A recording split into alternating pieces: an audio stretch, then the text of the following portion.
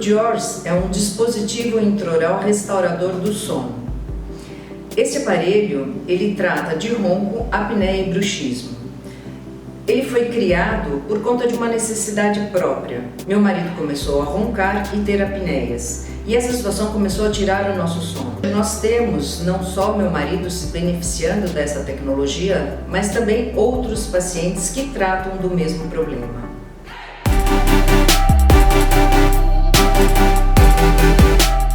O JAWS ele foi validado cientificamente na Faculdade de Odontologia de Piracicaba, da Unicamp.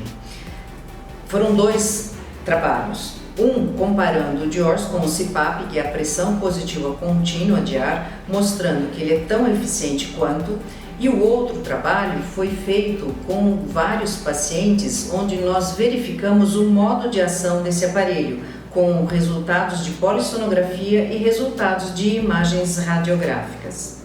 Os resultados foram bastante significantes em ambas as pesquisas. Os sintomas mais comuns da apneia obstrutiva do sono são diurnos e noturnos. Os diurnos, a cefaleia matinal, que é uma dor de cabeça que logo passa pela manhã, a sonolência excessiva durante o dia, problemas de memória importantes, redução da libido, às vezes o paciente ele se sente com a impotência sexual, irritabilidade, sintomas de depressão e ou ansiedade.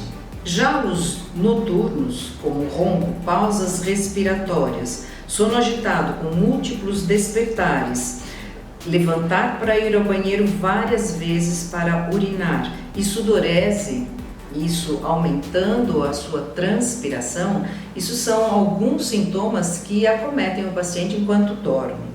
Os benefícios do JAWS são vários, a começar pela restauração do sono desse paciente.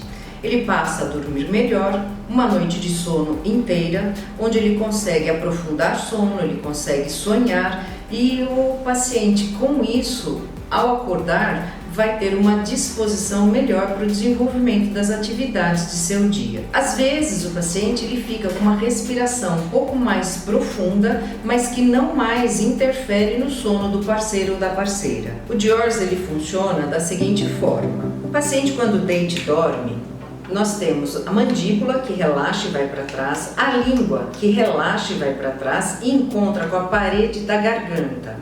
O palato mole que fica flácido, impedindo a passagem do ar. Quando nós entramos com o aparelho, eu promovo o avanço da mandíbula, a tonificação da musculatura da garganta, o avanço da língua, liberando o espaço respiratório. Então, ele vai funcionar de uma forma tal que o paciente consiga, durante toda a noite, ter o espaço respiratório livre para poder respirar enquanto dorme. Os pacientes que precisam da terapia são pacientes principalmente com índice de massa corporal aumentado.